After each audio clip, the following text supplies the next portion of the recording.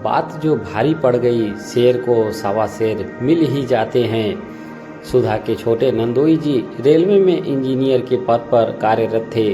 पुरोहित का काम उनके परिवार में पीढ़ियों से चला आ रहा था। शादी के बाद पहली बार मायके आकर ही छोटी ननद ने बताया था, भाभी, ससुराल में सभी बहुत नियम कायदे से रहते हैं। घर में बने मंदिर में पहले पूजा होती है, फिर कोई काम शुरू होता है। पूजा पाठ में थोड़ा सा भी कमी बर्दाश्त नहीं करते तुम्हारे नंदोई। सुधा की सास भी पंडित की बेटी थी। अपनी बेटी के मुंह से उसकी ससुराल में चलने वाले नियम कानून सुनकर कहाँ पीछे रहने वाली थी। झट बोली, हमारे घर में भी नियम कानून थे। मेरे पिताजी भी पंडिताई करते थे। समय के साथ तोड़ मड़ोड़ दिए सारे नियम मैंने। ननद इशारे से माँ को चुप रहने को कहती रही, पर माँ तो दामाद के सामने चुप ही नहीं हो रही थी। नंदोई ने सुबह से नहा धोकर अपना पूजा पाठ शुरू कर दिया तो माँ फिर बोल पड़ी, ये तो कुछ भी नहीं। मेरे पिताजी 8 घंटे ध्यान में रहते थे। हमारी हिम्मत ही नहीं होती थी कि पूजा घर में चले जाएं। सुधा ने बड़ी मुश्किल से 2-3 दिन उन्हें संभाला। ननद की शादी के कुछ महीने बाद ही सुधा को बेटा हुआ। छठी पूजा में सास के आग्रह पर छोटे दामाद आए थे पूजा करने।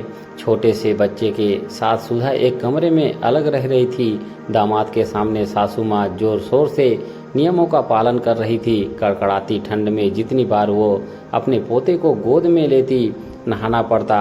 सुधा को नंदोई के रहते भरपूर आराम मिला। 2 दिन में ही सासू माँ की हालत खराब हो चुकी थी। दामाद जी भी जानबूझकर नए नए नियम बताते जा रहे थे। उनकी विदाई के बाद सासू माँ ने चैन की सांस ली।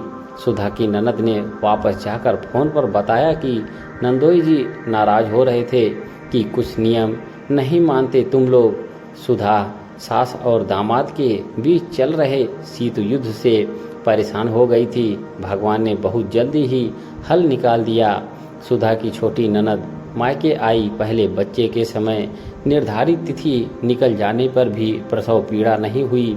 नंदोई जी बेहाल हो रहे थे। ससुराल में उचित चिकित्सक सुविधा न होने पर तय तिथि से 2 दिन के बाद छोटी ननद ने बेटी को जन्म दिया। नंदोई जी का मुंह बरया कांटे सा फूल गया। गंभीर मुद्रा में बैठे हुए दामाद को देखकर सासू माँ का तीर फिर चला। अरे बेटा, तुम क्यों परेशान हो रहे हो? भगवान ने लक्ष्मी दी है।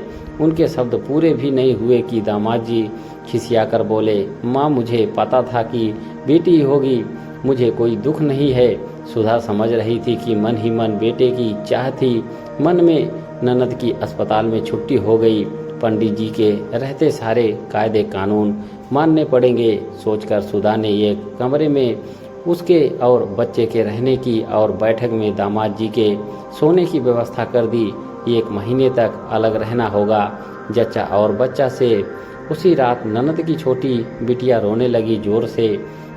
सासू माँ ननद के साथ ही थी। अचानक से बच्ची का रोना बंद हो गया। सुधा हैरान हो रही थी। तभी देखा नंदोई अपनी गुड़िया को गोद में लेकर झूला झूला रहे थे।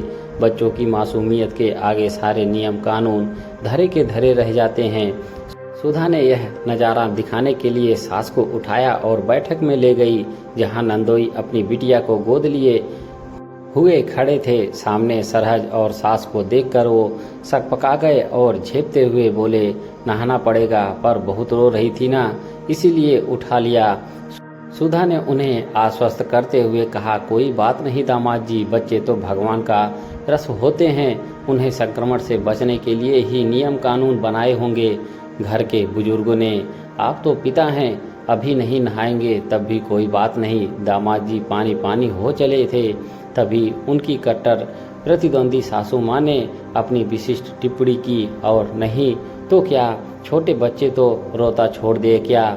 ये तो कुछ भी नहीं। मैं तो रात को अपने पोते को अपने पास ही सुलाती थी, बस जब तुम आए थे बहू के पास दे दिया था।